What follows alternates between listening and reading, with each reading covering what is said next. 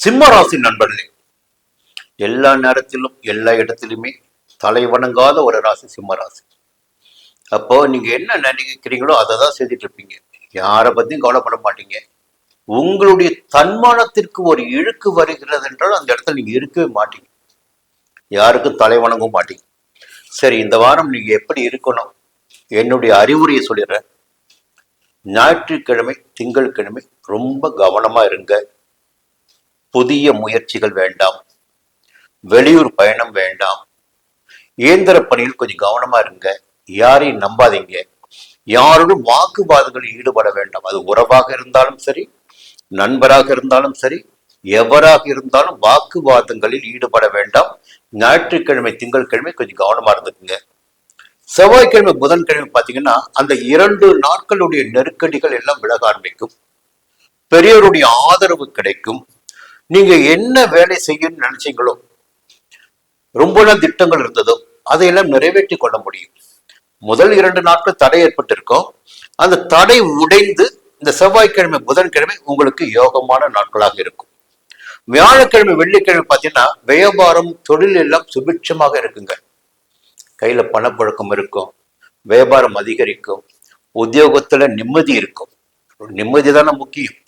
அந்த நிம்மதி இருக்கும். சனிக்கிழமை பார்த்தீங்கன்னா பணப்புழக்கம் கையில் நிச்சயமாக உண்டு. அப்போ இந்த வாரத்துல 7 நாள்ல முதல் 2 நாட்கள் சங்கடமான நாட்களாகவும் அடுத்த 5 நாட்கள் யோகமான நாட்களாகவும் இருப்பதற்கு 100% வாய்ப்புகள் இருக்கு. இந்த நேரத்துல ஜென்ம ராசிக்குள்ள ராசிநாதன் சூரியன் சஞ்சரிக்கிறார். ஜென்ம ராசிக்குள்ள ராசியாதிபதி சூரியன் சஞ்சரிக்கிறார். பொதுவாக சூரியன் நெருப்பு கிரகம். நீங்களே நெருப்பு ராசியில் பிறந்தவங்க தான். தலை வணங்காத ஒரு மனிதர் நீங்க. உங்கள் துணிச்சல், தன்னம்பிக்கை, தைரியம் எல்லாமே இருக்கும். இந்த நேரத்துல நிமிர்ந்துதான் நிற்பீங்க. கேது வேற ஜென்ம ராசிக்குள்ள. ஒரு பக்கம் ராசிநாதன் ஆட்சியாக, மறுபக்கம் ஞான மோட்சக்காரகன் ராசிக்குள்ள. இந்த ஒரு எதிர்மறையான பலன்கள் இருப்பாருங்க. எப்படிதான் இருப்ப அப்படி சொல்லுவீங்க. அப்புறம் கேது அப்படியே டைவெர்ட் பண்ணுவார். 7ஆம் இடத்துல ராகு. சில முயற்சிகளை பார்த்தீங்கன்னா புதிதாக சில முயற்சிகளை கையில் எடுப்பீங்க. நிறைய பேரை பார்த்தாச்சு, நண்பர்களை பார்த்தாச்சு, யார் யார் என்னென்ன செஞ்சாலும் தெரியும். இப்ப நமக்கு அறிவும் வந்தாச்சு. இனிமே நம்ம வாழ்க்கை இப்படித்தான் போகணும் என்ற எண்ணம் எல்லாம் உங்களுக்குள்ள வந்துவிடும். அதற்கு யார் வழிகாட்டியா இருப்பாங்கன்னா ராசிநாதன் சூரியன் வழிகாட்டியா இருப்பார். பொதுவாகவே எல்லா கிரகத்திற்கும் ஒரு விஷயம் உண்டுங்க. சஞ்சரிப்பதற்கு 7ஆம் இடத்தையும் அந்த கிரகம் பார்த்து விடும். இப்ப ஜென்மராசிக்குள் சஞ்சரிக்கின்ற போது அந்த வீட்டினுடைய ஆட்சி அதிபதி சூரியன் தான். அங்க கேதுக்கு வேலை கிடையாது. 7ஆம் இடம் ராகு, அந்த இடத்தையும் சூரியன் பார்க்கிறார்.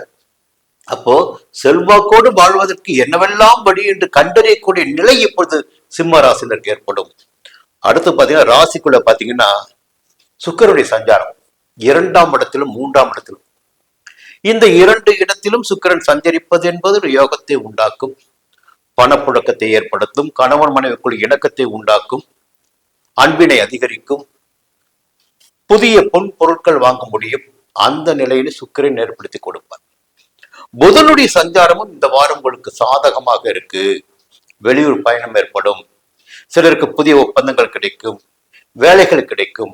அப்போ எல்லா நலனும் நிறைந்த வாரமாக இந்த வாரம் சிம்ம ராசினருக்கு இருக்கிறது. மீண்டும் அடுத்த வாரம் சந்திப்போம்.